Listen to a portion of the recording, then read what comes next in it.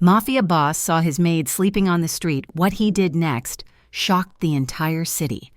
Midnight in New Orleans, the sky ripped open and threw the Mississippi Delta straight down onto the city. Rain was not just falling, it was an assault. It hammered the roof of the 1970 Cadillac, a heavy drumbeat against the silence inside. I hate this kind of rain. It washes the grime into the gutters just to reveal the older rot underneath. I was cruising Canal Street, but not for the sights. The neon signs, all reds and blues from the bourbon joints, were bleeding onto the wet asphalt, looking like cheap watercolor paintings left out to die. The air was thick, tasting of wet pavement, chicory coffee, and something metallic, like the river itself was flooding. I am Nikolai Vascari. I am 52 years old, and I own the port. In this city, that means I own the veins. What flows through them is my business.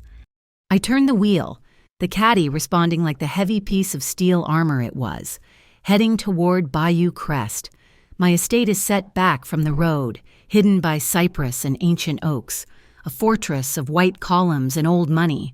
But even a fortress has a gate. And that is where I saw her. At first, she was just a bundle of wet rags huddled against the ironwork, shadows and misery. Then the headlights caught a face, Lena Serrano. She was 29 years old, my maid, the quiet one, the one who polished the silver without ever meeting my eye, who always smelled faintly of lemon verbena and hard work. She was supposed to be inside, safe. She was on my payroll, which meant she was under my protection. Instead, she was out here, curled up like discarded trash, soaked to the bone, sleeping at the gate of the man she worked for. I did not slow the car. I slammed the brake, the tires hissing on the slick cobblestone drive. I was out of the car before the engine finished its heavy grumble. The rain hit me like a physical blow, cold and sudden. She did not even wake when the downpour stopped hitting her, blocked by my shadow. She was shivering, a deep, rattling cold that shook her small frame. I did not ask a single question. Questions are for later. Action is for now. I stripped off my heavy trench coat. It was good wool, custom tailored, and now it was ruined, but it did not matter. I wrapped it around her. She was light. Far too light. I lifted her. It has been a long time since I carried anyone but my own burdens. She mumbled something, incoherent, burying her face against my suit jacket, seeking warmth like a dying animal. I did not bother with the intercom. I kicked the heavy oak door open. The marble foyer was cold, but it was dry. Rook Delane, my right hand, was already there, descending the stairs, his face a perfect mask of indifference. He runs my life and my ledgers. He saw the girl in my arms, noted the wet trench coat, and his eyes went flat, just waiting for the order. "The Audubon guest room," I snapped, my voice echoing in the cavernous space. "Now. And tell Madame Jo to get some of that hot gumbo on the stove. And blankets, all the blankets."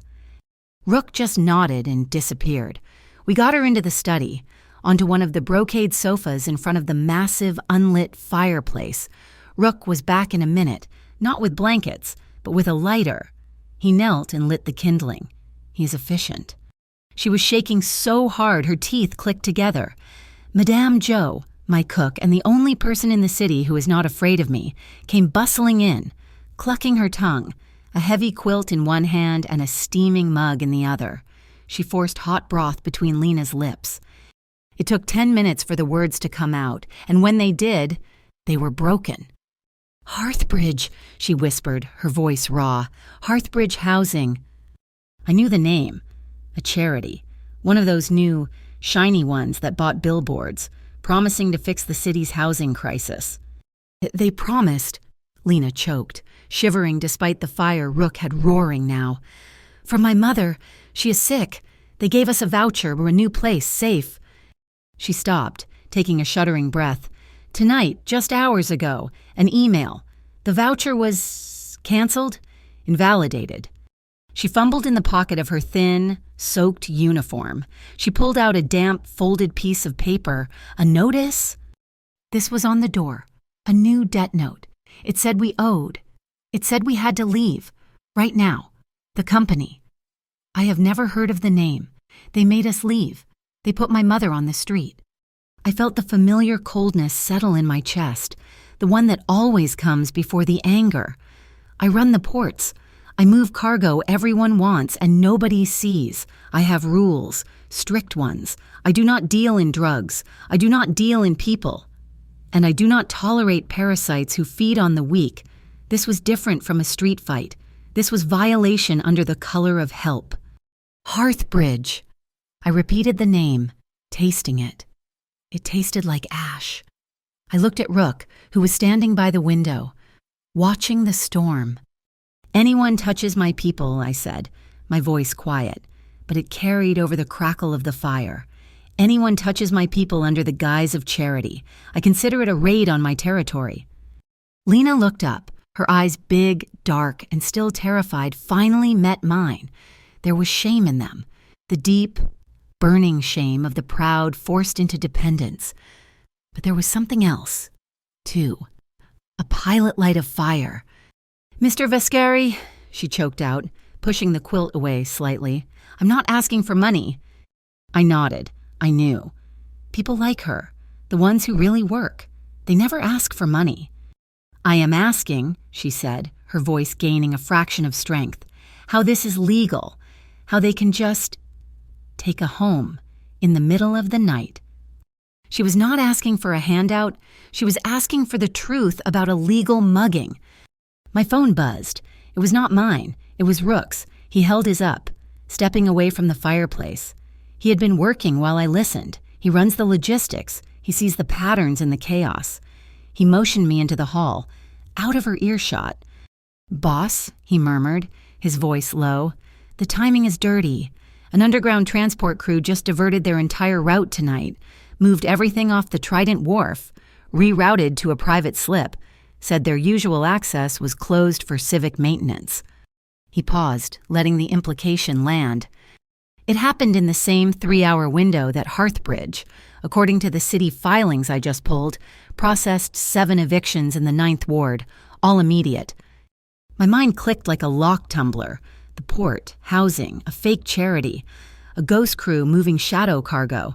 This was not random. This was not bureaucratic incompetence. This was an operation. A single heavy hand was moving pieces across my city, and they had just made the mistake of touching one of mine.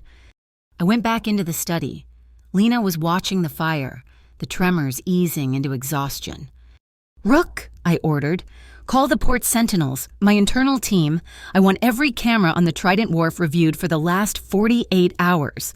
I want to know what cargo moved, who signed for it, and what civic maintenance looks like."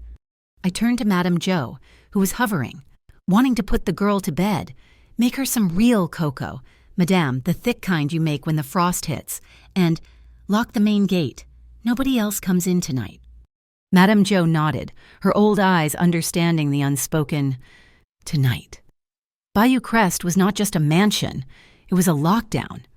"Home," I said, mostly to myself, "is the last safe place."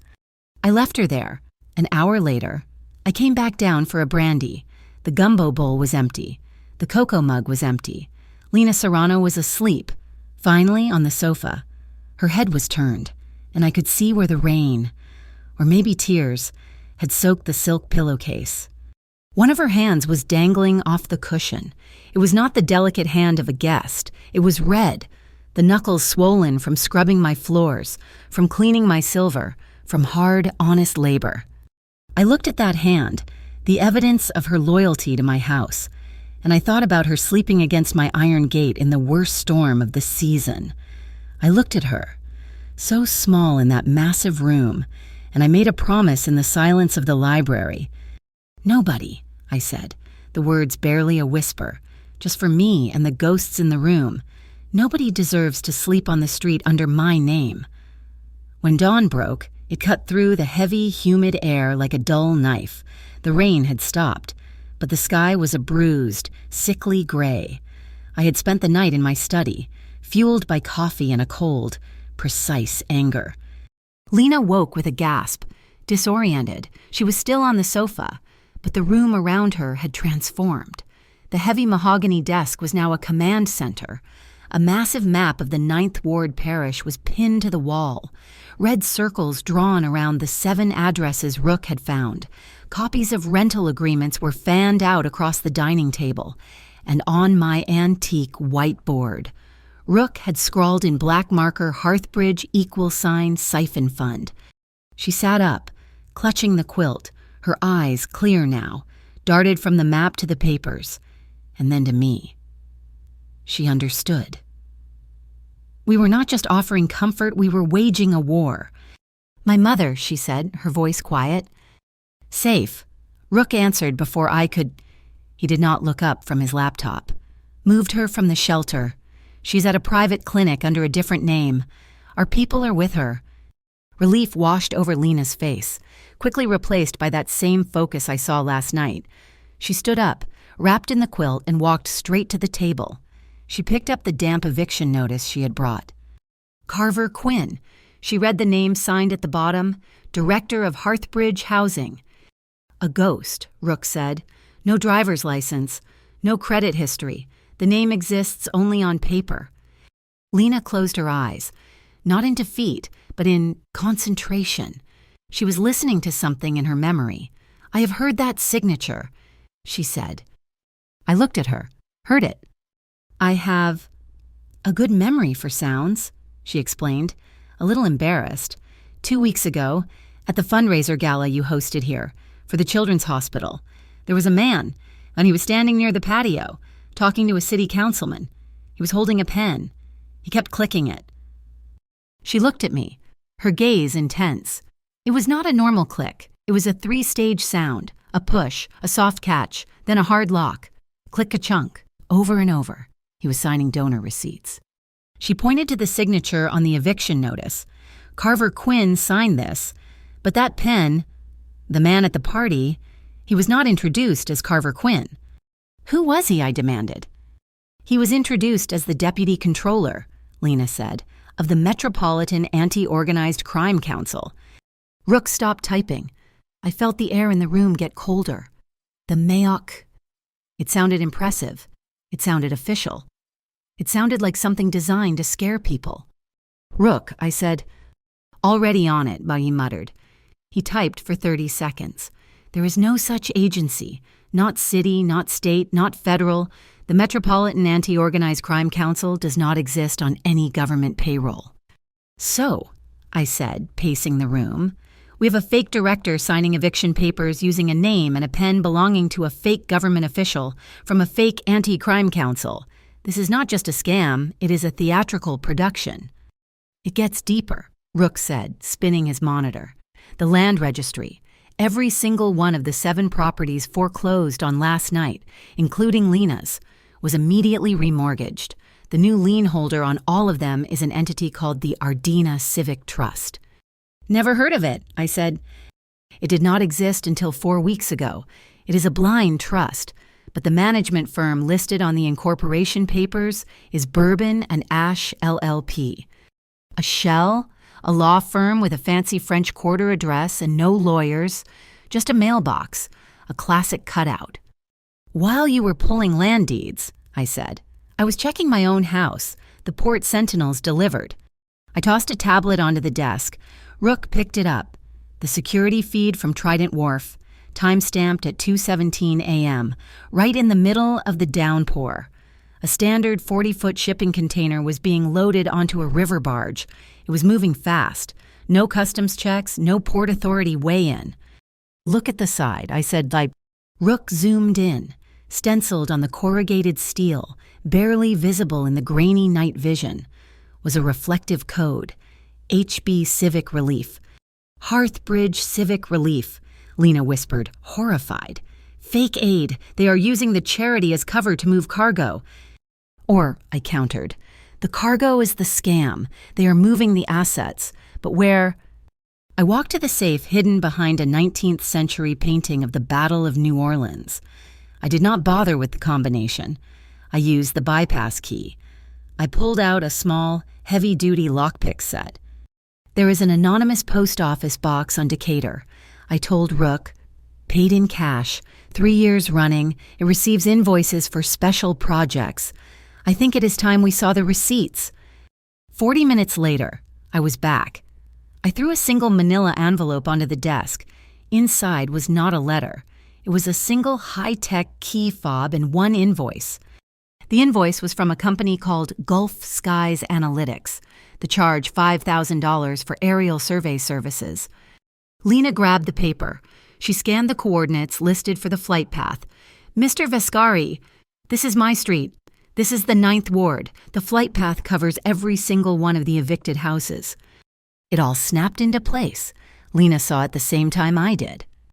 "The drones," she said, her voice trembling with anger. "Hearthbridge is using drones. They are not doing building inspections. They are creating fake risk assessments. They fly over, claim structural instability or black mold, and use that as the pretext for an immediate emergency eviction." "Illegal mugging," I said, finishing her thought. "They generate the danger out of thin air, force the tenants out in the middle of the night, and by morning, the deed is flipped to the Ardina Trust for a symbolic $1. The rest of the money, the real value, is washed through public contracts for civic relief and shipped out of state in a container marked as charity." It was brilliant, it was insidious, and it was going to stop. I looked at the drone key. "They use the sky to steal your home." I said to Lena, "It is time we borrowed their eyes." Rook had the feed up in an hour. We were in the caddy, parked in the shadow of the Crescent City Connection Bridge. Rook had a reinforced laptop on his knees, the drone key plugged into a custom interface. The drone itself, a high-end commercial model, was hovering 2,000 feet above us, silent and invisible. "We need to find their base of operations," Rook said, "where they launch from, where they store the paperwork." "I am on the feed," I said, watching the black and white thermal imaging. "Wait," Lena said from the back seat. She had the window cracked, listening to the city. "There is another one. I can hear it." I strained, hearing only the hum of the bridge traffic. "What?" "The propellers," she whispered. "It is a different model. Higher pitch. It is a patrol. It is moving east along the river." Rook checked his scanner. "She is right. Unmarked signal. Moving fast. How did you hear that?" "I hear things," Lena said simply. "Bank left, Mr. Rook. Now, follow the curve of the shipping canal. They are ignoring the industrial sector." For the next hour, Lena Serrano, my quiet maid, became our navigator. She directed us through the air, her ears picking out the faint, high-frequency buzz of patrol drones we could not see, guiding Rook's drone through the blind spots. She was a natural. And then she found it. "There," she said, pointing not at the screen, but out the window toward Algiers Point. "That warehouse. The signal is strongest there." Rook angled the drone's camera, a sprawling, featureless concrete warehouse, set back from the water. No company name, just a small sign by the gate's Civic Logistics Hub. "That is it," I said. "The gate was closed, reinforced steel. The perimeter was tight." "Zoom in on the guards," I ordered. Rook pushed the sensitivity. 2 men, armed, walking the fence line. They were wearing standard black tactical gear, but embroidered on the collar of their shirts, in neat white thread, was an insignia. It was not Hearthbridge. It was not Mayock. It was NTSC. "Another one," Rook sighed. "National Trade Security Commission." "Another ghost," I growled. "A whole damn army of ghosts." The hub was locked down tight. Getting in the front door was suicide. But I did not make my fortune using the front door. City Hall in New Orleans is not a place of power. It is a museum of compromises. The air hangs thick with the smell of damp plaster, old tobacco, and the sugary perfume of politicians trying to cover the rot. I walked the marble floors, my footsteps echoing. They knew me here. I owned the docks, which meant I owned the city's front door and back door. They smiled when I walked in, but their eyes were always calculating. This time I was not alone. Lena Serrano walked beside me. She was not wearing her maid uniform. Madame Jo had found her something from one of my late wife's closets, a simple charcoal gray dress. It was modest, professional, and on her, it looked like armor. She was no longer just a victim. She was the woman who could hear a lie in the click of a pen. Celine Hart, the acting mayor, did not keep us waiting. She'd been acting mayor for 2 years, ever since her predecessor was indicted. She was a practical woman, which meant she knew how to count favors. She owed me one, a big one, from a time when her son had found trouble at my docks, trouble that I had made disappear. Her office was on the 3rd floor, overlooking Lafayette Square. She stood when we entered, forcing a smile that did not reach her tired eyes. "Nikolai, this is unexpected, and—" Her gaze flickered to Lena. "This is Miss Serrano," I said. I did not introduce her as my maid. "She is a concerned citizen. We are here about a civic partnership." I let Lena sit. I preferred to stand. It let me control the room.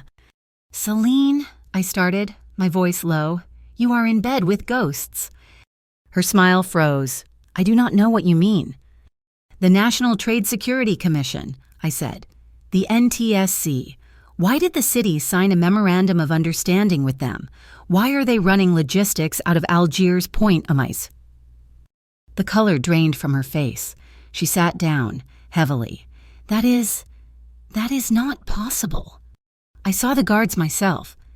"Nikolai, I swear to you," she said, her voice dropping to a panicked whisper, "we have no such agency. There is no MOU.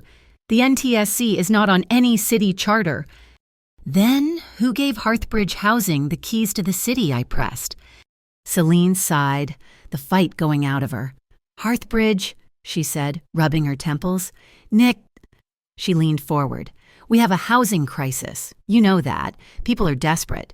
Families are sleeping in cars. When Hearthbridge showed up, backed by all that private capital, promising new units, promising to fix the blight. We did not just open the doors. We tore them off the hinges. The investment poured in like a flood. We were too grateful to ask the hard questions." "They are not fixing the blight," Lena said, her voice clear and steady in the quiet room. Celine looked at her, truly seeing her for the first time. "They are manufacturing it," Lena continued. She did not wait for permission. She stood and walked to the mayor's own whiteboard. She picked up a dry erase marker. "It is a 5-stage model." She began to write. Celine and I watched, captivated. "First, fake emergency permits," Lena said, her voice echoing with the precision she once used to take inventory of my wine cellar. "They bypass all normal channels.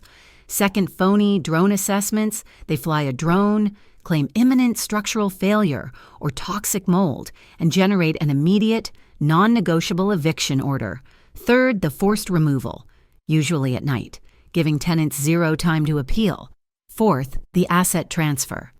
By sunrise, the property is deeded over to a blind trust, the Ardena Civic Trust, for a nominal fee. Fifth, the relief cargo. The assets, or their value, are then laundered, disguised as civic relief supplies, and shipped out of your port." Celine looked like she was going to be sick. "My God, it is predatory." "It is a machine," I corrected her. "And every machine has an operator. Who is it, Celine?" She hesitated. Her eyes darted to the door, as if expecting someone to be listening. "There is only one name that kept coming up in the background," Celine said, her voice barely audible. "The man who brought the Hearthbridge investors to the table, Bishop Vale."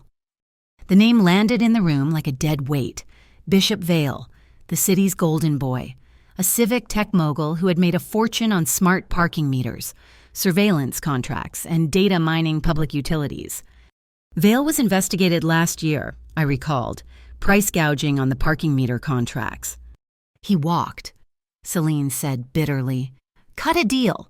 Said he was cooperating with federal agencies on a larger corruption case. They dropped everything. He's been untouchable ever since." And now I understood. It was not just about the houses. Vale was a data shark. I run a physical port. He runs a digital one. He wanted my cold storage. He wanted my dry container chains.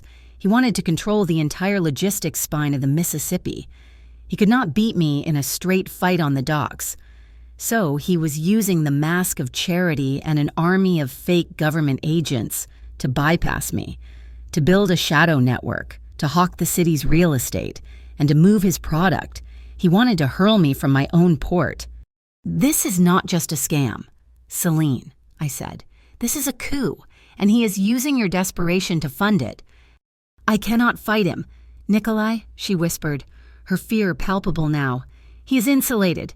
2 weeks ago, the entire city council received a letter. It came from the Metropolitan Anti-Organized Crime Council, the MAOCC.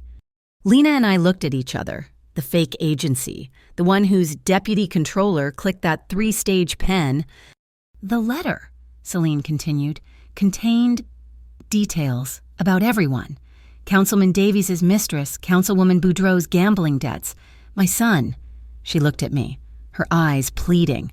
"It said if any of us opposed the Hearthbridge Fast Track initiative, the information would be leaked to the press. They are blackmailing the entire city government." I felt a slow, cold smile touch my lips. The pieces were all there. Vale was using fake federal credentials, a fake anti-crime unit, and real blackmail to steal real homes. He had built a fortress of paper and fear. "I do not blackmail officials.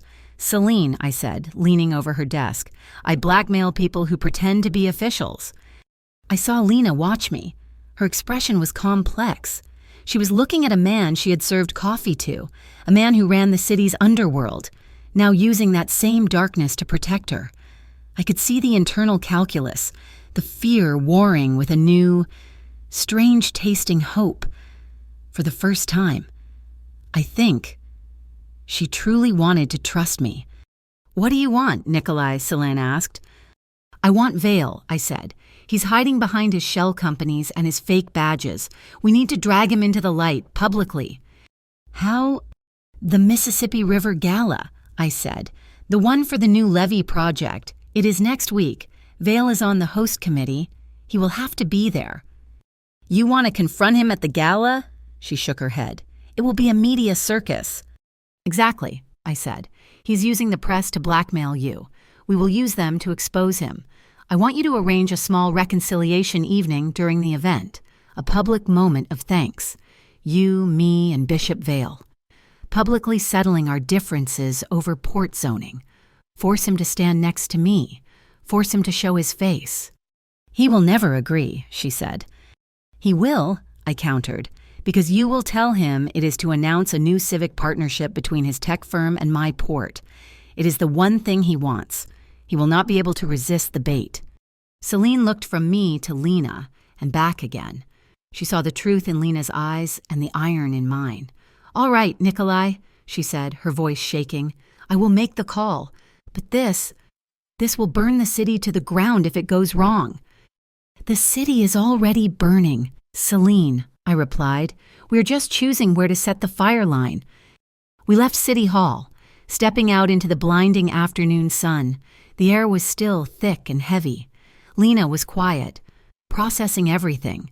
She had just walked into the mayor's office and drawn a map of a conspiracy. She paused at the bottom of the wide stone steps, looking at the traffic. "He will know," she said. "Vale. He will know someone is coming for him."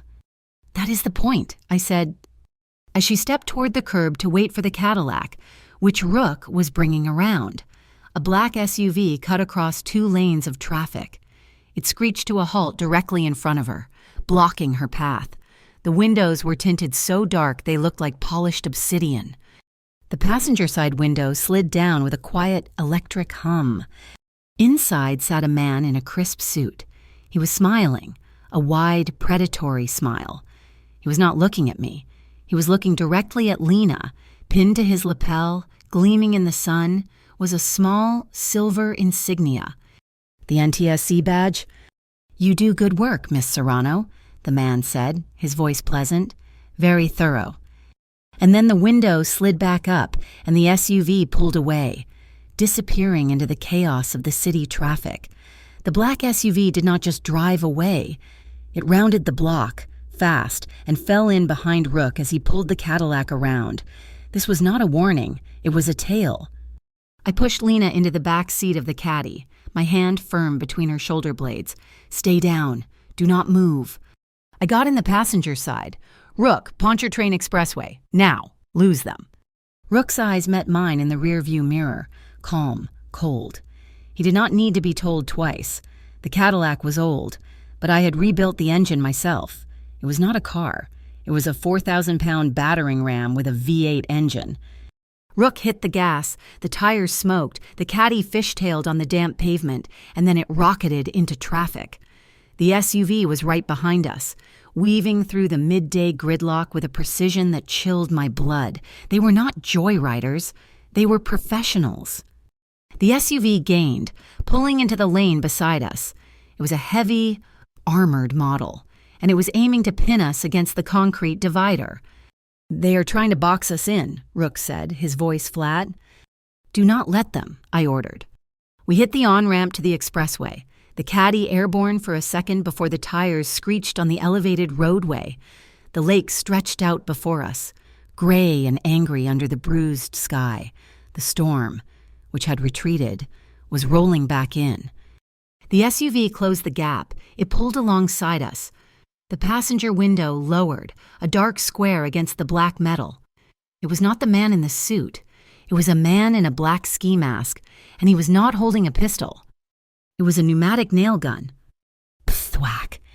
A 4-inch construction spike slammed into the reinforced glass right by my head. It did not penetrate, but it spider-webbed the window with a deafening crack. "Rook!" I yelled. Rook did not flinch. He spun the wheel hard left, a Cajun dance at 70 miles an hour. The heavy Cadillac slammed its flank into the SUV, a shriek of tortured metal. The SUV swerved, recovered, its driver fighting for control. Thwack, thwack. 2 more nails embedded themselves in the passenger door. They were aiming for the tires, trying to disable us, not kill us, not yet. They wanted Lena. "They want her alive," I growled.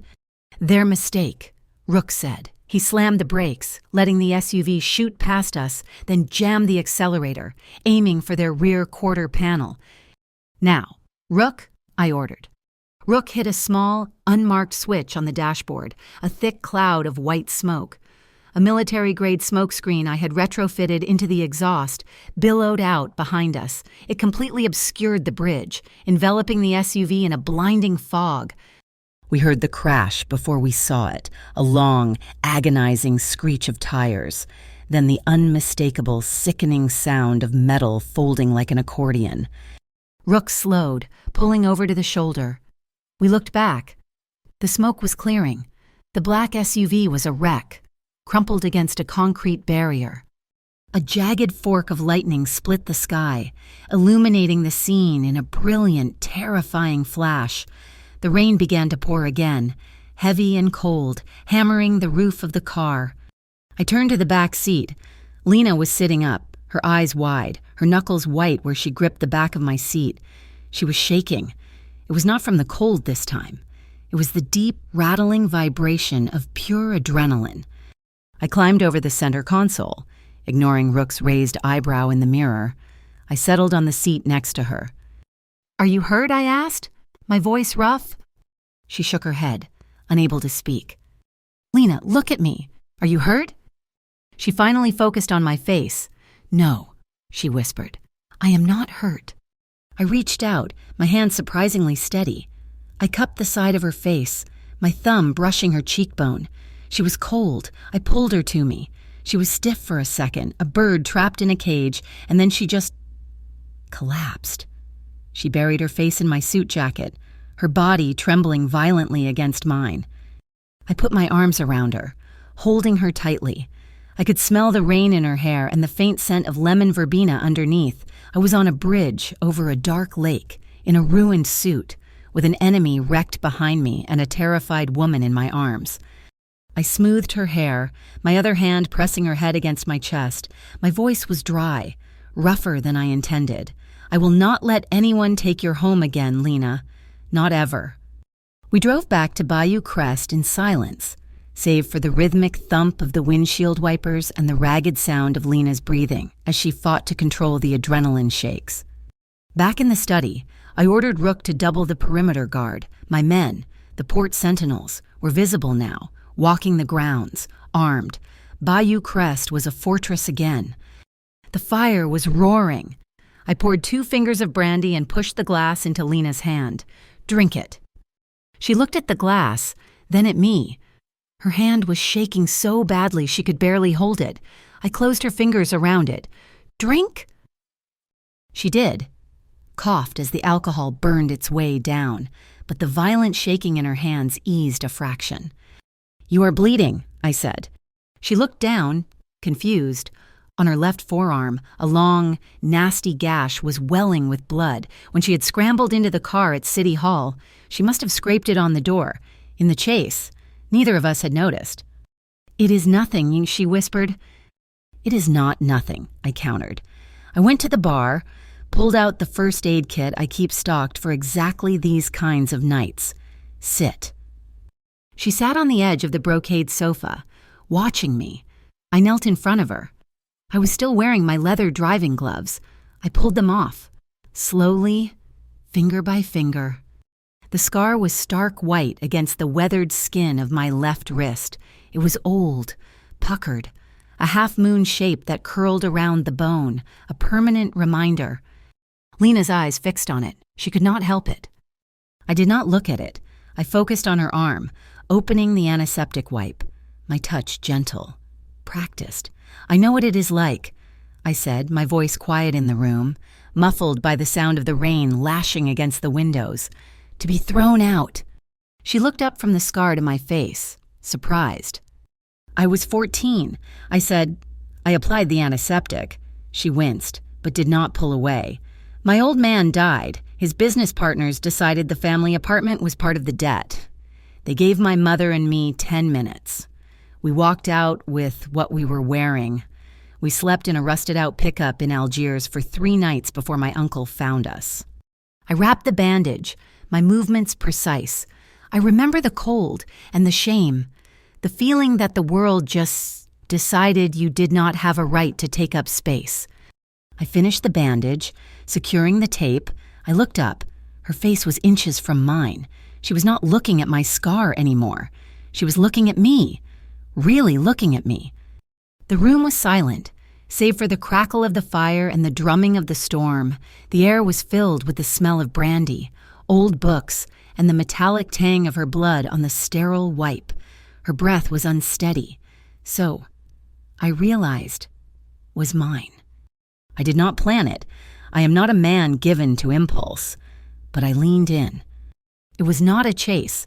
It was not a conquest. It was a slow, deliberate claiming of a moment.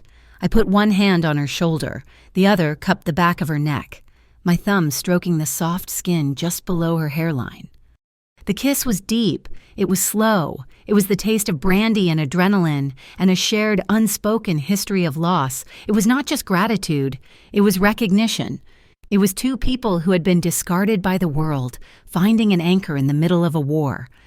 She kissed me back. Her bandaged hand came up to rest on my chest, not pushing me away, but holding on. I could have taken more. I wanted to, but I felt the last, faint tremor of fear run through her.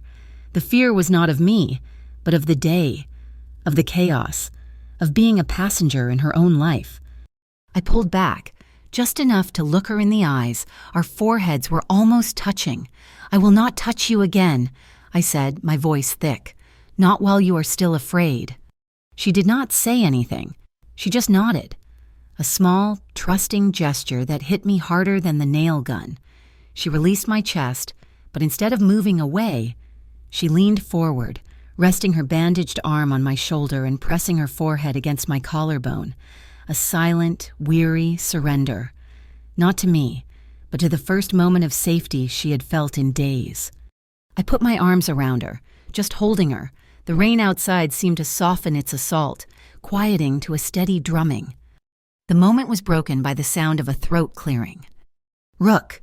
He was standing in the doorway, his face a mask of professional apology. He was holding his tablet. "Boss," he said, and he had the decency to look at the ceiling. "We have a problem, a big one." Lena pulled away, her face flushing, but I kept a hand on her arm, steadying her. "What is it?" "The container, HB-27, the one we saw loaded at Trident Wharf." "What about it? Did it reach its destination?" It is not a local run, Rook said, stepping into the room. The barge took it to a long-haul freighter. It just cleared the Delta. Its manifest is flagged for Port Verde. I stared at him. Port Verde. That is not a port, and that is an inland depot. Exactly, Rook said. In Phoenix, Arizona. I stood up, the warmth of the moment evaporating, replaced by a cold, strategic chill. Arizona, that makes no sense. The entire operation, the housing, the politics, it is all New Orleans. Why ship assets to the middle of the desert? We both looked at Lena. She was already thinking, the fear replaced by the sharp, analytical focus I had seen at City Hall. To cut the tail, she said, her voice gaining strength. They are moving the laundered assets out of state, out of the jurisdiction of the New Orleans police, out of Celine Hart's reach. By the time local investigators figure out what is missing, the money and the paper trail are gone, buried 1,000 miles away in a state that has no reason to look for it. A desert shell game, I said, pacing. Rook, get the jet ready. The jet, boss. We are going to Phoenix. I am going to follow that civic relief convoy myself. We are going to find out what is in that box. And us, Lena asked. She stood up. What about us? Rook, I said. Half the Sentinels stay here. They do not leave her mother's side. Not for a second. And me? Lena asked again, her chin high. I looked at her, at the fresh bandage on her arm, at the fire in her eyes. She was not a maid. She was not a victim. She was the key. You, I said, are coming with me. You are the only one who can hear them coming. The Louisiana cypress swamps bled into the East Texas pines, and then the pines gave way to the endless, aching void of the desert. We left my jet in a private hangar in El Paso and swapped it for something anonymous, an ivory-colored Buick Riviera from one of my holdings. It was a 1975, built like a luxury tank, and it ate the highway miles in silence. Rook was back in New Orleans, a digital ghost watching our backs, managing the protection detail on Lena's mother, and feeding us intel. It was just me and Lena, two people in a vintage car, cutting a line across the country. The humidity of the Gulf was a memory. Out here, the air was so dry it felt like it could crack your skin. The sky was an enormous, oppressive blue, and the heat shimmered off the road in waves. For the first 100 miles, we said nothing. The chase, the fear, the adrenaline. It all just evaporated into the vastness. We stopped for gas in Marfa, a strange little art town dropped in the middle of nowhere. It was well past midnight. The stars were not just lights. They were holes punched in a black velvet sky. While I filled the tank, the thunk, thunk, thunk of the pump echoing in the dead quiet, Lena stood by the fender, looking up. I have never seen a sky like this, she said, her voice soft, carrying easily in the thin air. At home, you can barely see them. Home, I repeated. She traced a line on the dusty car. It was not much. The apartment, but it was ours. I think about the sounds of it, the sound of the tap in the kitchen sink. It had this drip, drip, drip, never stopped. It used to drive me crazy. She smiled, a sad, distant expression. And the smell of the old kerosene heater we used in the winter, that oily, sharp smell. My mother always said it smelled like safety. Those are the things they tried to take, not the walls, not the lease, the sound of the drip, the smell of the heater. She looked at me, her eyes clear in the harsh fluorescent light of the gas station. Those are the little things I am fighting for, the things I want to give back to her. I finished with the pump, screwed the cap on. I leaned against the car, next to her. The desert night was cold.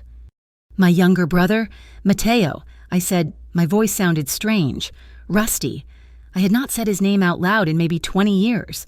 He was sick, bad lungs. We were living in a tenement in the Irish Channel after my uncle took us in. It was a step up from the truck, but not by much. I looked out at the dark highway. The building was sold. A new company bought it. They used a rubber stamp. Condemned. Unsafe. They did not care about the tenants. They just wanted the land. It was a disguised eviction, same as yours, just paperwork and a marshal. We were forced out, In February, it was cold, damp, Mateo. His lungs could not take the shock. The dampness got in. He was dead in a week. Pneumonia, the doctor said. I called it murder by bureaucracy. I pushed off the car. I made a vow then. I would never be weak enough to be moved by a piece of paper again. And no one, if I could help it, would ever be thrown to the curb by a rubber stamp. Lena did not say anything. She just reached out, her small, warm hand landing on my forearm, right over the sleeve, covering my scar. A silent touch. It lasted only a second, but it was electric. We drove on. The tension from the chase was gone, replaced by something else, a heavy, quiet intimacy. We stopped again just before dawn at an all-night truck stop outside Van Horn. We split a breakfast burrito under the buzzing yellow lights, our shoulders bumping. We shared a styrofoam cup of bad coffee. Every time our fingers brushed, it felt like a spark. Every shared look held more weight than a whole conversation. The world had shrunk to the cab of this car, to this shared mission. By the next night, we were in Phoenix. The heat was different. A dry baking oven. We checked into the Saguaro Motel, a place with a flickering neon sign, peeling paint, and a pool filled with brown leaves. It was perfect. Anonymous. Rook's email was waiting. We opened it on my laptop, the motel room's single lamp casting a sickly yellow glow. It was a satellite photo of the Port Verde Civic Hub. It was exactly what I had feared, a maze. Hundreds of shipping containers, stacked 3 and 4 high, arranged in a deliberate, confusing labyrinth. It was not a storage depot, it was a fortress. Look, Lena said, pointing to the screen, the main gate. I zoomed in. There it was, embossed on the steel gate, not just painted the NTSC logo, the National Trade Security Commission. These people had their own foundry. How do we find HB 27 in that mess? I muttered. They will have a system, Lena said, her mind working. A signal. She went quiet, closing her eyes. The pen, she whispered. The click-a-chunk. That was a signature, a sound. She looked at me, her eyes snapping open. At the gala, when the man with the pen was talking, a convoy of Hearthbridge vans pulled up. The drivers did not get out. The lead van just honked. Honked. EA? It was a pattern, she said. Long, short, like Morse code for D. I remember thinking it was odd, a long blast, then 2 quick ones. The man with the pen looked up, nodded, and the vans drove past. It is a movement signal. I looked at the satellite image, then at her. You are brilliant. I am a maid, Mr. Vascari. I am paid to notice things nobody else does. Not anymore, I said. The next morning, we found our target, a white Ford pickup standard contractor model, with a magnetic Hearthbridge Civic Relief sign slapped on the door. It was parked at a diner 2 blocks from the depot. The driver was inside, eating pancakes. It took me less than 3 minutes. I had Rook on the line, feeding me the plate numbers of a legitimate local plumbing truck. I swapped the plates. The Hearthbridge truck was now, for all intents and purposes, a plumber's truck. Our Buick was now the Civic Relief vehicle. Back in the motel room, I pulled out the last piece of equipment, a simple black button for her blouse. The camera is in the button, I explained, carefully fitting it. The microphone is in the collar. Rook will have the live feed, but there will be a lag. If you get into trouble, I cannot trust the tech. I stood close to her. I could smell the cheap motel soap on her skin. If anything at all, feels wrong. You say the code phrase, the wind is late this season. Say it clearly. I do not care who is in the room. I will be over the fence in 30 seconds. Understood. The wind is late this season, she repeated, her voice firm. Good. I looked at her. She was about to walk into a maze filled with armed men, protected by nothing but fake license plates and a story. She was terrified. But she was not running. I put my hands on her shoulders. The yellow motel light softened the lines on her face. I leaned down and gently, slowly, pressed my forehead against hers. Her eyes closed. I could feel her breath, warm and steady, against my skin. I trust you, Lena. I whispered. She opened her eyes. The fear was still there, but it was banked, like embers under a layer of ash. Determination burned over it. She nodded once. I watched her walk out of the motel room, cross the cracked pavement, and get into the driver's seat of the disguised Buick. She adjusted the mirror, took a deep breath, and put the car in drive. I watched her drive toward the depot, a girl who used to dust my picture frames, now heading off to kick down the door to a world of fake signatures and phantom agencies, and all I could do was wait for a signal on a dead channel. I watched the world through a hole the size of a dime.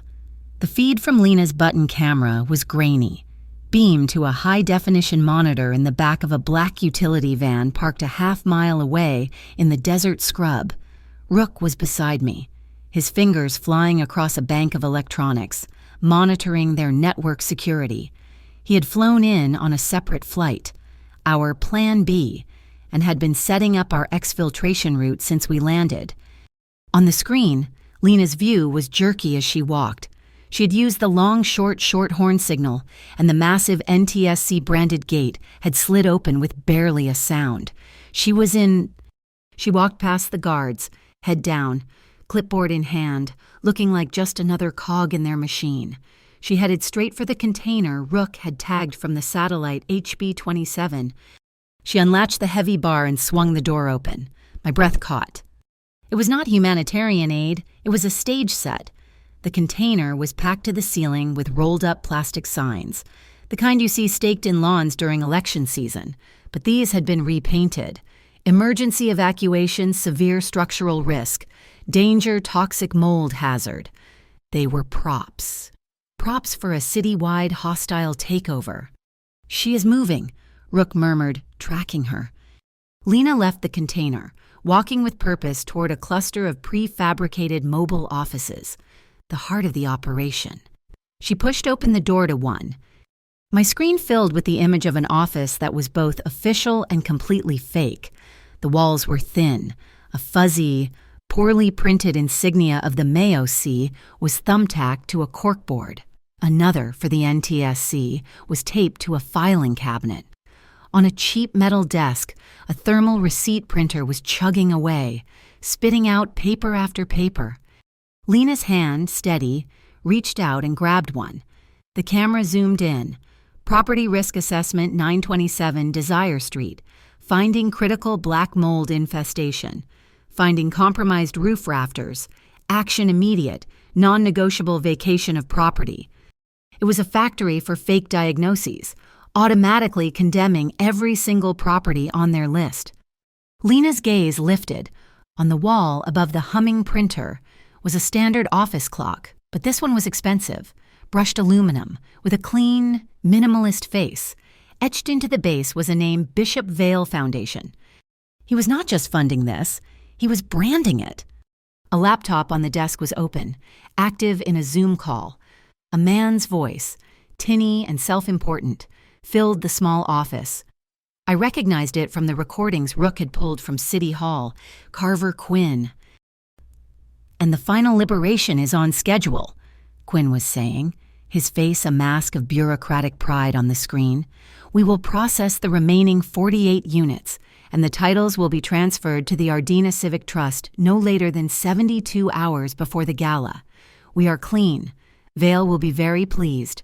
72 hours. They were accelerating. Lena's eyes darted to a heavy, leather-bound ledger on the desk next to the laptop. While Quinn droned on about logistics, her hand slid out. Pulling her phone from her pocket, she angled it, activating the camera, and began meticulously, silently, photographing page after page. I saw the flow of the money even on the small feed, capital from the Ardena Trust, millions, funneled out to the shell law firm, Bourbon and Ash LLP, then the money looped right back here, to Phoenix, to purchase this very industrial park. "They are not just moving assets here," I whispered, the rage burning cold in my gut. "They are using the stolen value of New Orleans homes to buy the land to store the stolen goods. It is a perfect closed loop." Lena finished, sliding the phone back into her pocket. She turned to leave. and a man filled the doorway, a guard. His NTSC patch was crisp. He was frowning. "You are not with the audit team," he said, his voice a low gravel. "I am checking inventory for the civic relief shipment," Lena said. Her voice was almost perfect, just a fraction too high. The guard tilted his head, his eyes narrowing. "Wait a second. I know your voice." Lena's body went rigid. I saw her hand clench at her side. "Yeah," the guard said, realization dawning. "From the gala, at the Vescari estate. You were serving drinks. You are one of his maids." He reached for his radio. "The wind is late this season," Lena said, her voice clear and sharp. "What?" the guard grunted. "Go!" I yelled at Rook. Rook hit a button on his console. A high-frequency pulse blasted their local comms network, filling their ears with static. The guard grabbed his head, momentarily stunned. Lena did not wait. She slammed the heavy ledger into the side of his face. He roared, staggering back, but his hand closed around her arm. "Rook, kill the perimeter lights, now!" On it, the entire compound plunged into darkness, save for the emergency floods on the main fence. Rook and I were already out of the van, dressed in dark gray overalls with fake Bay Delta Safety Corps patches. We ran through the scrub, hit the fence, and went over. We did not need the gate. We moved through the maze of containers, shadows in a steel canyon.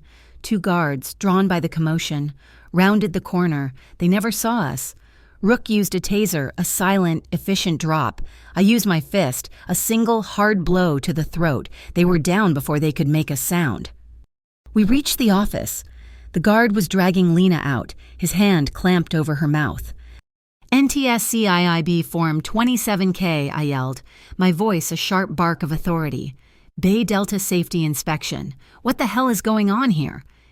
The guard spun, confused by the new uniforms, by the official-sounding code. He still had his hand on Lena. It was the last mistake he would make. I closed the distance in 2 steps. He went for his gun, but he was a security guard, not a soldier. I broke his wrist, spun him around, and put him in a chokehold. Rook, meanwhile, was already inside the office, his hands flying across the keyboard, disabling the internal alarm. The guard went limp. I let him fall. Lena was gasping, leaning against the trailer wall. He knew me. "You did good," I said, my voice rough. "Rook, the safe under the desk." Rook was already there, his hands working a sophisticated electronic lockpick. Almost got it. The lock clicked, the heavy door swung open. It was not full of cash, it was full of papers, hard drives, and one single, heavy object. I reached in and pulled it out. It was cold, solid steel, an embosser, the official seal of the Metropolitan Anti-Organized Crime Council. "This is not a scam," I whispered, feeling the weight of it. "This is a shadow government." This was the rubber stamp, the thing that had killed my brother, and I was holding it. That was when the compound-wide siren started. "Rook." It is not me," he yelled. "You were pulling drives. It must be a dead man's switch on their server. We have 2 minutes, max." We were out the door. We ran, not for the gate, but for the back fence.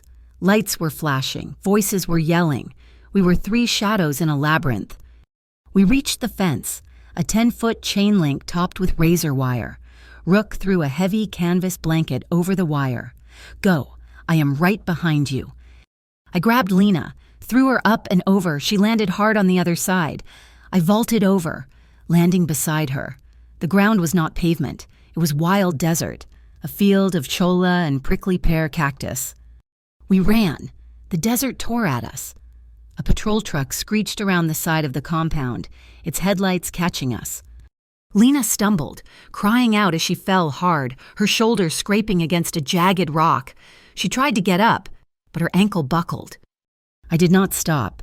I turned, scooped her up, and threw her over my shoulder. She was light, too light, but she was solid. I could feel her heart hammering against my back. I ran. I was not a young man, but I ran with the fury of that 14-year-old boy in the pickup truck. We plunged into a dry riverbed. the headlights sweeping over our heads. I could feel her breath, hot and ragged, against the back of my neck. Her hand was tangled in my shirt, holding on like I was the only solid thing in the world. It was a flash of raw intimacy, a desperate, shared fight for air in the middle of chaos. Rook met us at the van, the engine already roaring. We piled in, and the tires threw a plume of dust as we tore onto a dark, unmarked service road. We drove for an hour in absolute silence, just the sound of the engine and our own harsh breathing. In the back of the van, lit only by the glow of the monitors, I finally set Lena down. She was shaking, her shoulder bleeding. I held up the steel embosser, the physical proof of their entire conspiracy. Rook was looking at one of the hard drives he had stolen. His face was pale. "Boss," he said, "this is bad. That liberation of 48 homes. It is not just a list." He turned the monitor. "It is a full-scale tactical plan, timed for the next 72 hours. Lena leaned forward, her eyes scanning the addresses, her breath hitched. She pointed to a line near the top. "My mother's street," she whispered, her voice breaking. "That is her street. They are going back." The flight back from Phoenix was a silent, high-altitude sprint against the clock. We landed in New Orleans as the city was waking, the air thick and familiar. We had less than 72 hours. By the time we reached Bayou Crest, the study was no longer a command center. It was a paper fortress. I slammed the heavy, cold steel of the Mayo C embosser onto the center of my mahogany desk. It landed with a definitive thud, the physical proof. "Rook," I ordered, as he was already hooking the stolen hard drives to a secure server. "Get me Celine Hart." When her voice came on the speakerphone, it was thin, terrified. "Nikolai, did you find anything?" "I found the factory. Celine," I said, my voice flat. "I have their plans for the next 48 homes. I have their internal ledgers. And I have their rubber stamp, the real one." There was a sharp intake of breath on the line. "My God, what do you want?" "I want my emergency hearing," I said. "You have 24 hours. Get the press, get the council. We are putting Bishop Vale on trial before he even gets to the gala. He will destroy me. Nikolai, he will release the files on my son. He's about to destroy 48 families. Celine, including the neighborhood Lena Serrano's mother lives in. This is not a choice anymore." The line was silent for a full 10 seconds. "Tomorrow," she finally said, her voice shaking but firm. 1 p.m., 24 hours before the gala. You'd better bring hell with you, Nikolai." "Oh, I am," I said. "I am bringing the printer." While Rook and I built the legal and logistical case, Lena built the weapon. She sat at a workstation, the button camera footage from the Phoenix warehouse, playing across 3 screens. She was a natural. She edited with a cold precision, splicing the grainy video of the civic relief props with the smooth, high-definition drone footage of her own neighborhood. She took the audio of Carver Quinn from the Zoom call, "The final liberation is on schedule," and layered it over images of the automatic printer spitting out fake toxic mold reports. Then she recorded her own narration. Her voice did not tremble. It was not the voice of my maid. It was the voice of an executioner. It was calm, measured, and devastating. "They tell us this is community relief." Her voice echoed in the study as the video showed the fake signs. "They tell us this is for our safety." The video cut to the automatic printer. "This is not relief. This is theft in the night. This is not safety. This is a stage set for a robbery, planned 1,000 miles away, to steal our homes." I watched her, a new respect settling in my chest. This was not a woman I was saving. This was a woman who was loading the gun. I took the finished video, the high-resolution scans of the Phoenix ledgers, the audio file of Quinn, and a single, stark photo of the Mayo CC steel embosser. I put it all on 3 encrypted drives. "Rook," I said, handing them to him. "One goes to the Crescent newspaper. One goes to that investigative podcast, Back Alley Statutes. The third one goes to my lawyer.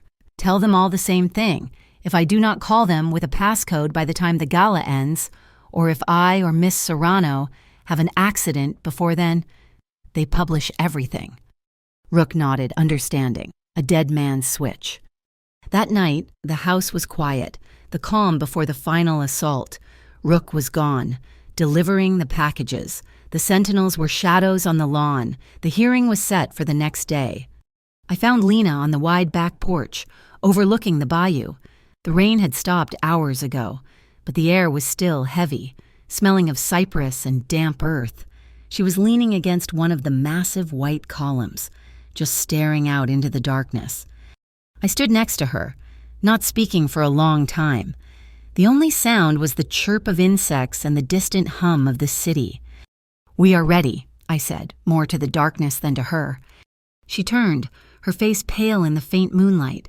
"I spent my whole life being quiet," she said, her voice soft, "being invisible.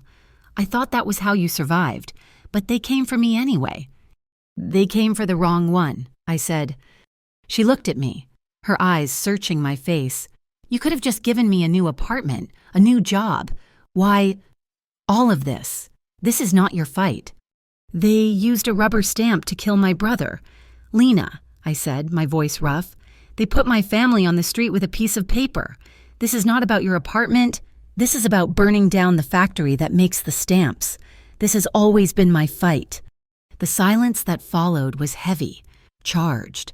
She did not look away. This time, there was no adrenaline, no chase, no fear.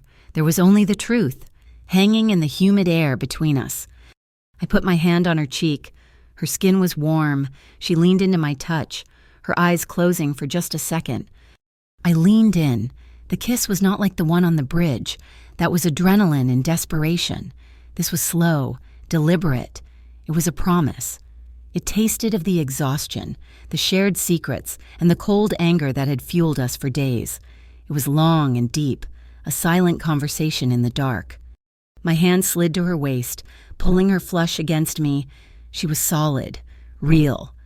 Her bandaged hand came up, not to my chest, but to my neck, her fingers tangling in the hair at my nape, holding me there.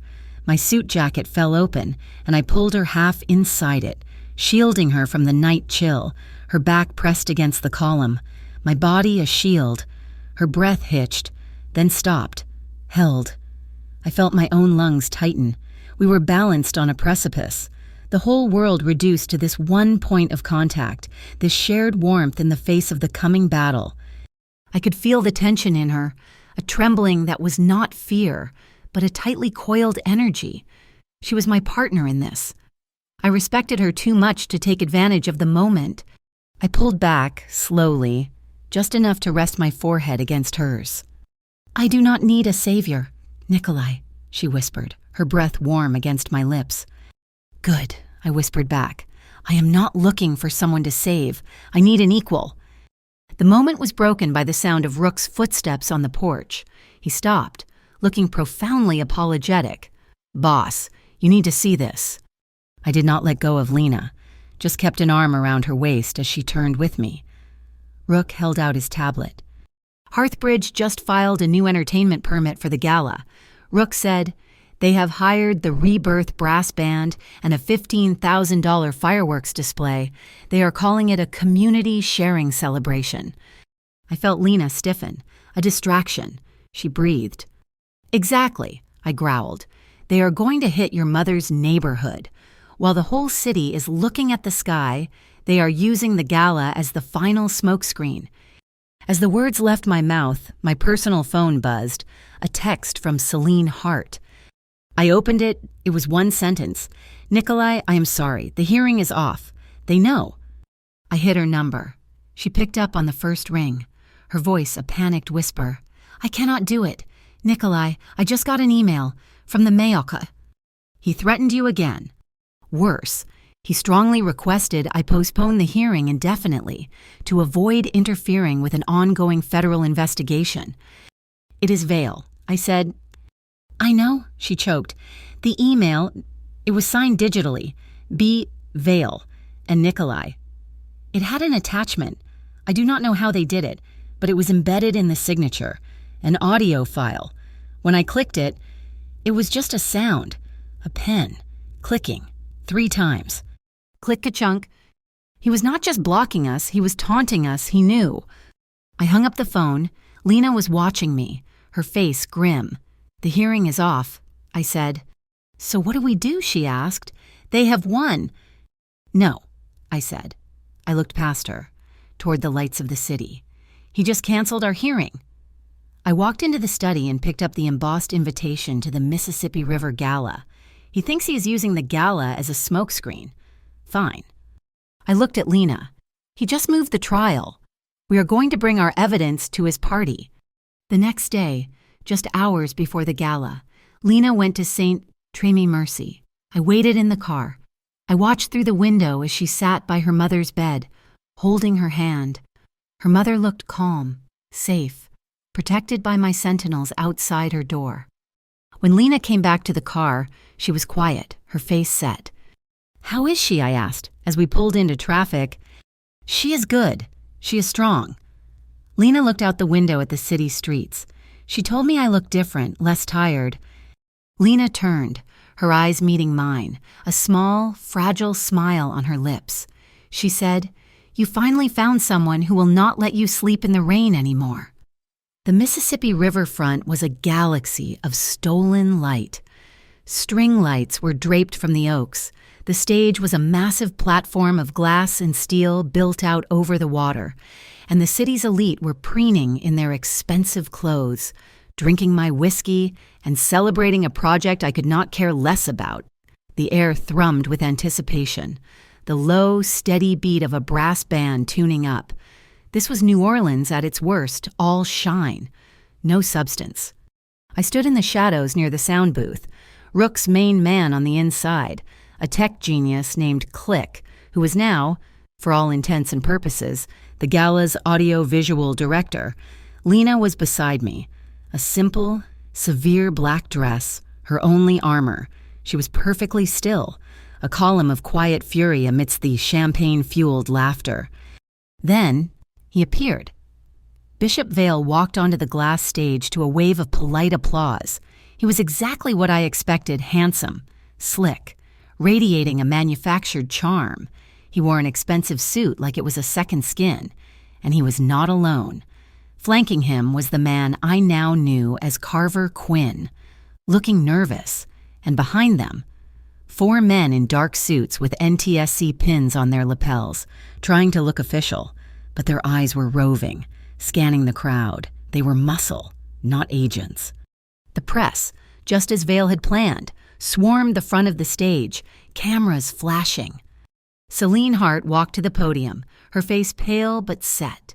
She tapped the microphone, the sound booming across the water. "Welcome," she began, her voice shaking only slightly.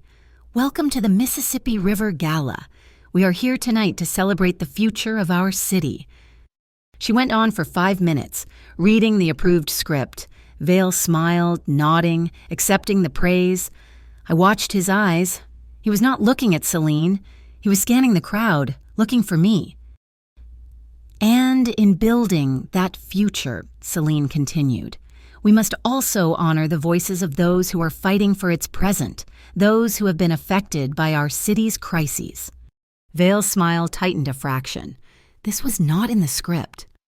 "It is my honor," Celine said, her voice suddenly strong, "to introduce a woman whose advocacy for fair housing has been tireless. A woman who was personally impacted by a civic relief eviction. Please welcome Miss Lena Serrano." A confused, scattered applause rippled through the crowd. Vale's face went from charming to stone cold in a single second. His eyes found me in the shadow. I did not smile. Lena walked out of the darkness and into the spotlight. She did not look at Vale. She walked straight to the podium, her steps measured, her head high. She was no longer a maid. She was a reckoning. She gripped the sides of the podium, and her voice, clear and steady as a ship's anchor, cut through the night. "My name is Lena Serrano. 2 weeks ago, I was a maid in this city. 2 nights ago, I was sleeping on the street, evicted from my home by an organization called Hearthbridge Housing." The crowd gasped. The brass band stopped tuning. The cameras, which had been focused on Vale, swung, their red lights finding Lena. Hearthbridge calls it relief, Lena said. I call it a robbery. This is an outrage, Carver Quinn shouted, stepping toward the mic. Roll the video, Lena said, ignoring him. Click hit the cue, the massive LED screens behind the stage, which had been showing logos of Vale's foundation, flickered to black. Then they lit up with the grainy footage from the button camera. The crowd went silent. They were watching the inside of the Phoenix warehouse. They saw the container packed with fake toxic mold signs. They saw the automatic printer spitting out eviction notices. They saw the close-up of the ledger, the name Ardena Civic Trust, the name Bourbon and Ash. Then, the video cut to a high-resolution photograph, the heavy steel embosser, the seal of the Mayo CC. And finally, the video showed the stolen tactical plan, the list of 48 homes, time to be taken in the next 72 hours. A roar of confusion and anger rose from the audience. Bishop Vale laughed. He stepped up to the podium. Pushing Lena aside, he held up a single piece of paper. This is a sad, desperate fantasy, he said, his voice dripping with condescension. This woman is clearly unstable. The NTSC and the Mayo C are joint federal task forces investigating organized crime. He looked right at me. This is my federal authorization, signed and sealed. This is a legitimate operation. He held the paper out for the cameras. I stepped out of the shadows. The crowd parted for me. I walked up the side steps to the stage, my heavy footsteps echoing on the glass.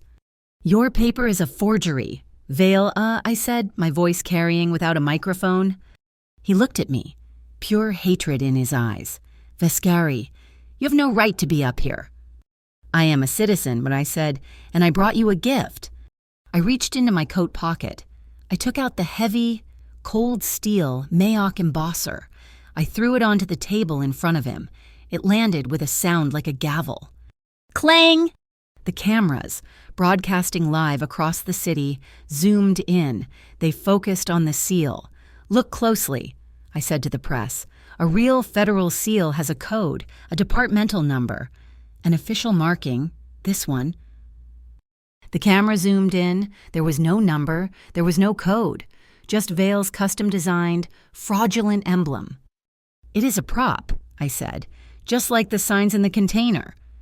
Vale was speechless, his mask of charm shattering.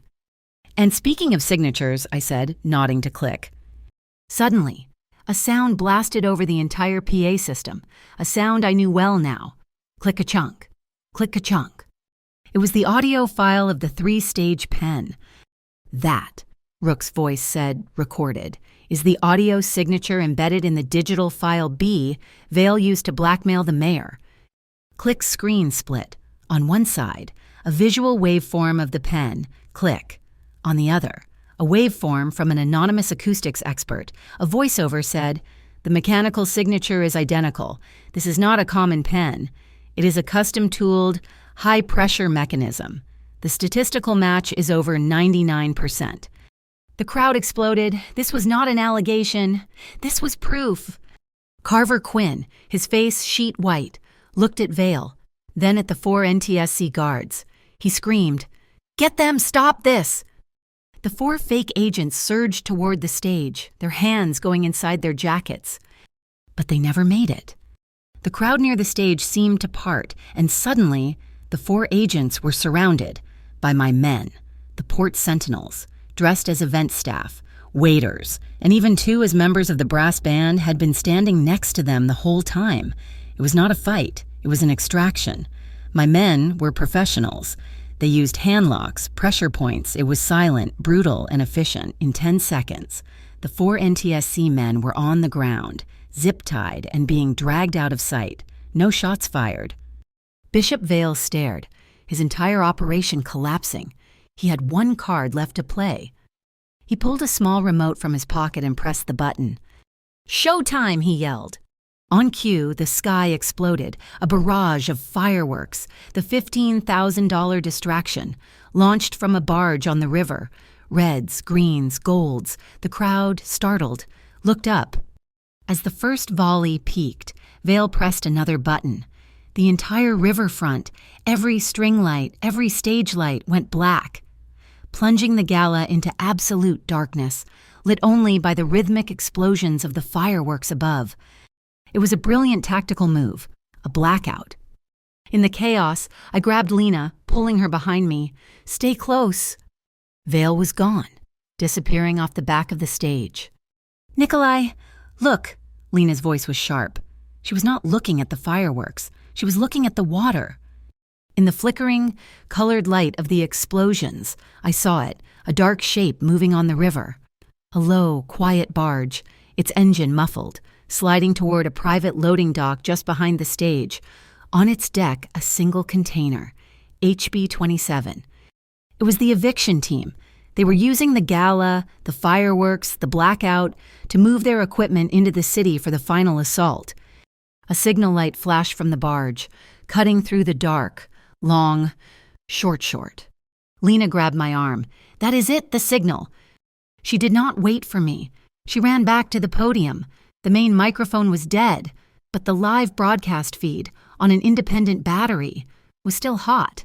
She grabbed the reporter's mic from a stunned journalist. She pulled Celine Hart down behind the podium with her. "Get down!" Then she screamed into the microphone, her voice, amplified by every news van in the city, cutting through the boom of the fireworks. "The pier behind the stage. It is a diversion. Hearthbridge is moving the stolen property. They are on the pier right now." It was like a dam breaking. The crowd, the press, everyone surged from the main lawn toward the water's edge. Phone cameras lit up. 1,000 tiny spotlights, the city's eyes, the live stream, all turned from the sky to the water. Bishop Vale was on the pier, screaming at the barge captain, "Go, get out of here, retreat!" He was exposed, his entire operation, literally caught in the floodlights of the media. The barge captain panicked. He threw the engines into reverse. The motor whined, churned the water into a white foam, and the barge did not move. I started to laugh, a cold, hard laugh. He looked at me, confused. "You should have checked the tides. Vale." I called out, my voice carrying over the water.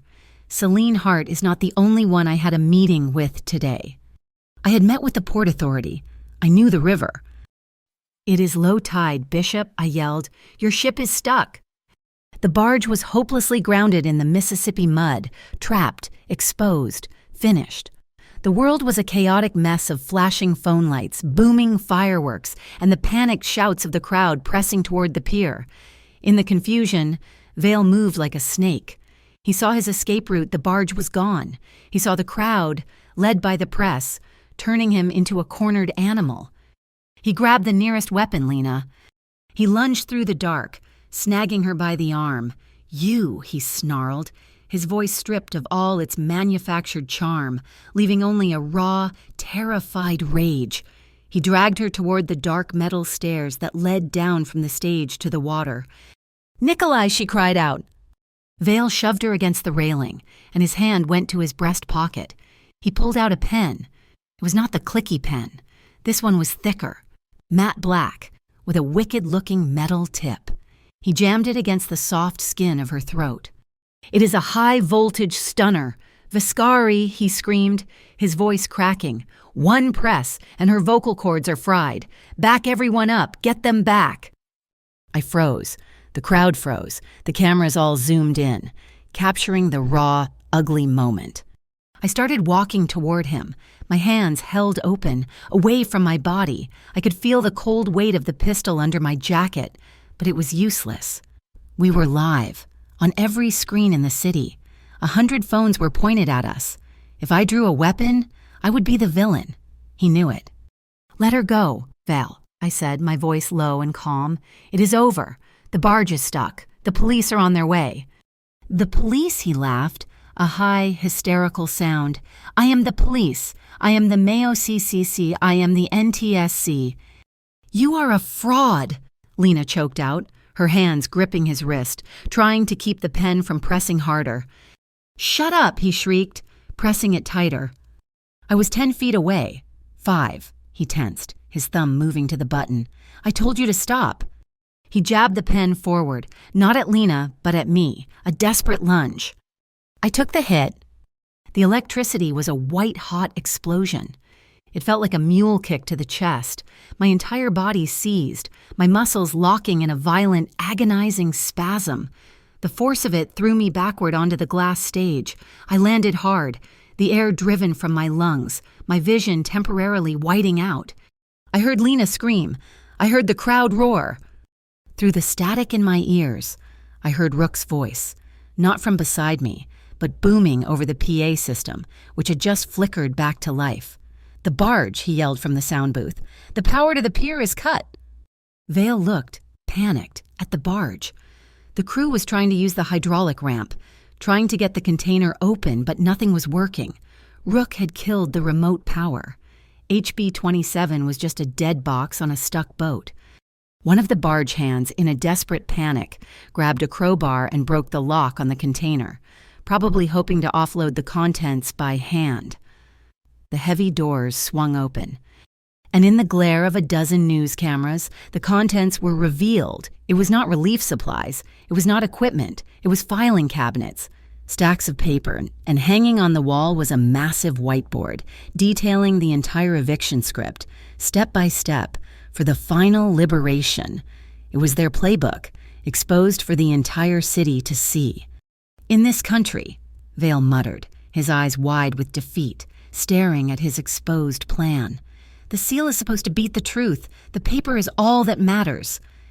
"Not tonight," Lena said, her voice shaking but full of iron. "Tonight, the whole city is watching the truth." That was all I needed. I surged up from the stage. My chest felt like it was on fire, my muscles screaming, but the rage was a fuel stronger than electricity. Vale turned, raising the stun pen again. I did not have my gun. I had something better. I still had the MAOCC steel embosser in my hand. He lunged. I met his arm, not with my fist, but with the full, heavy weight of his own fake authority. The steel seal slammed into his wrist. I heard a bone snap.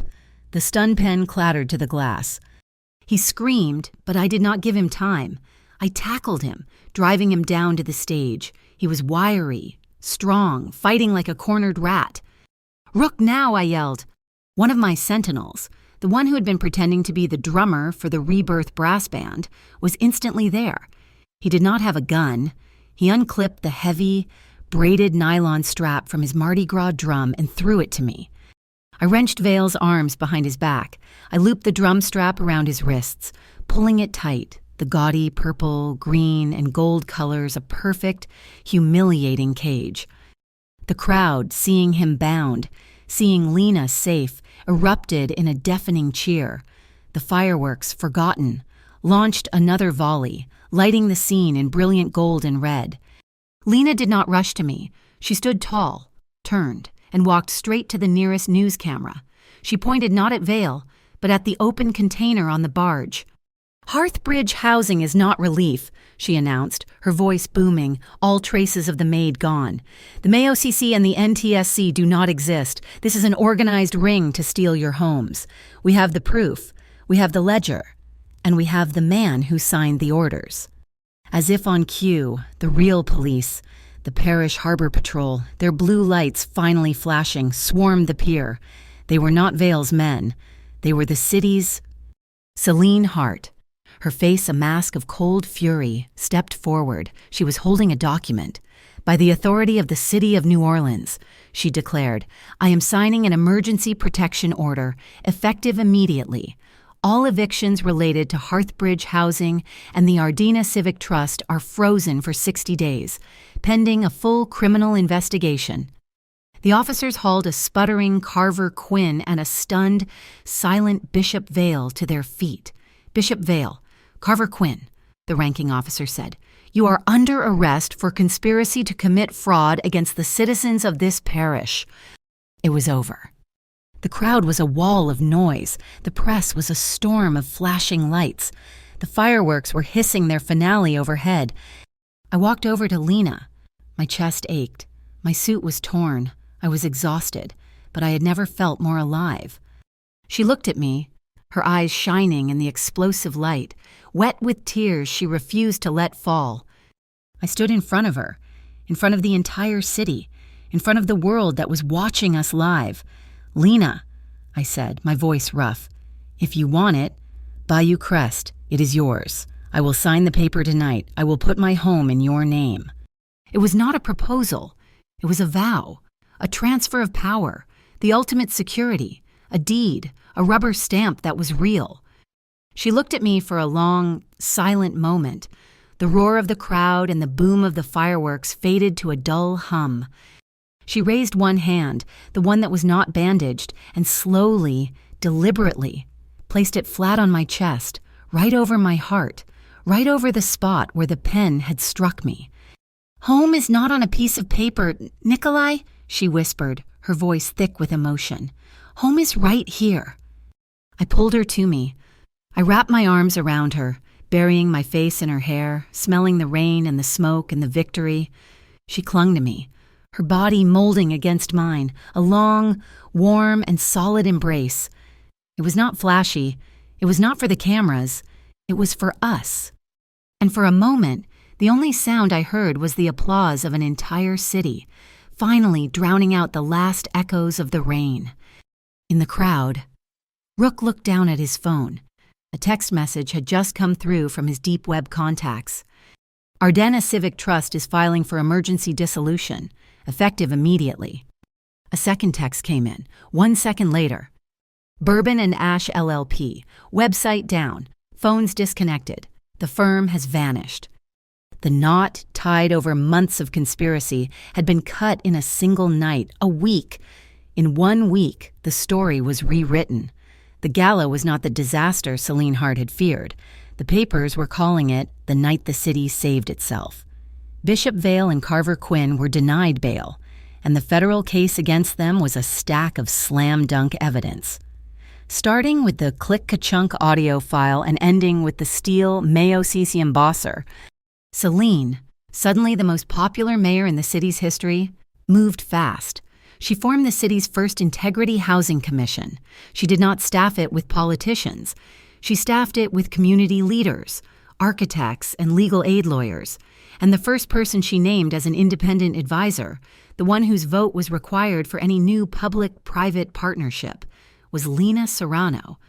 I held my own press conference. On the front steps of Bayou Crest, I did not let the reporters inside. I announced the creation of the Bayou Homeward Fund. My money, a sum I did not name, but that was large enough to make the city comptroller's eyes water, was being dedicated to a single purpose. We would buy back every single property the Ardena Civic Trust had stolen. We would pay the market rate, and we would sell them back to the original families, not for market value, not for a symbolic dollar, but for the exact price of their last rent payment. I gave the fund a motto, one that Rook had written, "This money does not come with silence." It was a promise to the people and a warning to anyone who tried to emulate Vale. My organization changed. Rook, my logistical genius, found a new passion. He started holding free workshops in an old community center in the 9th Ward. He called it How to Fraud-Proof Your Life. He taught everyday people how to read land deeds, how to spot shell corporations, and how to verify a government agency's credentials. That sound, that 3-stage pen click, became a local legend. It was sampled in bounce music tracks. It was also played in court as Exhibit A. The war was over. The city was breathing again. And at Bayou Crest, the quiet was no longer heavy. It was peaceful. I found Lena on the back porch, the one overlooking the bayou. The thick, humid air was alive with the sound of insects. Madame Jo had left us a simple dinner blackened redfish, fresh cornbread, and a bottle of cheap, cold white wine. It was, without question, the best meal I'd eaten in 20 years. We sat at the old wooden table. The silence between us was comfortable, easy. I reached across the table. My hand found hers. Our fingers interlaced, not with the desperate grip of the chase, but with the simple, natural ease of breathing. Her hand was strong, the calluses from her old life fading, but the strength was still there. It fit mine. We found our new normal. It was a balance. The world still knew me as the king of the docks, and when I was at the port, running my business, I was Nikolai Viscari, and when Lena was at City Hall, cross-examining developers and rewriting housing policy, she was Advisor Serrano. We respected that. Work was work. But when I came home, when I walked onto that porch and she looked up from the city blueprints she was studying, I was not the port king. I was just Nikolai. And she was not the advisor. She was just Lena. I was a man who had kept his word, and she was a woman who was completely and utterly her own. She was self-possessed, and I had never respected anyone more. We got her mother settled. I found a perfect little Creole cottage in the Bywater, one with bright yellow shutters and a garden that smelled of night-blooming jasmine. Lena signed the deed, her name on the paper, her power. I was just there to carry the furniture. Her mother sat on the new porch, watching me haul a sofa. She was smiling, that same quiet, knowing smile. "Lena," she called out, her voice happy, "you did it. You finally went and turned him from a storm into a porch roof." Lena, who was carrying a box of books, just rolled her eyes, but I saw the color rise in her cheeks. I decided I liked being a porch roof. Bayou Crest changed, too. The house was too big, too dark, too full of old memories. One morning, I got a sledgehammer from the tool shed. I went to the old, formal ballroom, a room that had been sealed off since my wife died. I swung the hammer, and the plaster wall cracked. I spent the entire day tearing it down. When the dust settled, the afternoon sun flooded the room, illuminating the wild orange grove outside the new, gaping hole. I called in my construction crews. We rebuilt it, not as a ballroom, as a library, a community reading room, with its own entrance from the street. Lena was the one who filled the shelves. She did not stock it with the leather-bound philosophy books I had. She went out and bought books on tenant law, on urban policy, on the history of redlining. She found a framed copy of the original city charter, and right in the middle of the room, on a small, simple pedestal, she placed a copy of the new city ordinance outlawing the use of fraudulent government seals. The days were long. The work of rebuilding a city and a life was hard, but the nights were ours. I came into the new reading room late one evening. The air was warm, and the ceiling fans were turning, their blades cutting slow, lazy circles. I found her asleep in one of the big armchairs, a book on zoning laws open on her lap. I stood there for a long time, just watching her, the peace on her face, the safety. I walked to the old phonograph in the corner and put a record on, a slow, smoky saxophone. The music, soft as velvet, stirred her. She woke slowly, blinking, her eyes finding me in the dim light. She smiled. I held out my hand. She took it. I pulled her to her feet, and she came willingly into my arms. We did not speak. We just danced, right there in the middle of the room she had built, moving slowly to the music. This was not the desperate kiss on the bridge, fueled by adrenaline and fear. It was not the defiant, claiming kiss on the porch. I lowered my head. This kiss was soft. It was sure. It was safe. It was the deep, quiet promise of 1,000 more nights just like this one. There were no cameras. There were no crowds. There was just the sound of the saxophone and the steady, matched rhythm of our hearts. That rainy night, a port king saw his maid sleeping on the street. He decided to fight an entire theater of fake rubber stamps. But the thing he did next, the thing that truly shocked the entire city, was bringing the truth into the light and placing his own heart under the shelter of hers. And that, in the end, is what woke the whole city up. Thank you all for listening to this story. I am curious. Where are you tuning in from? Let me know in the comments below so we can connect and share our thoughts. Please subscribe to my channel, Mafia Boss Stories, and give this video a like. And if you want to support this story, please hit that hype button so this video can be heard by more people.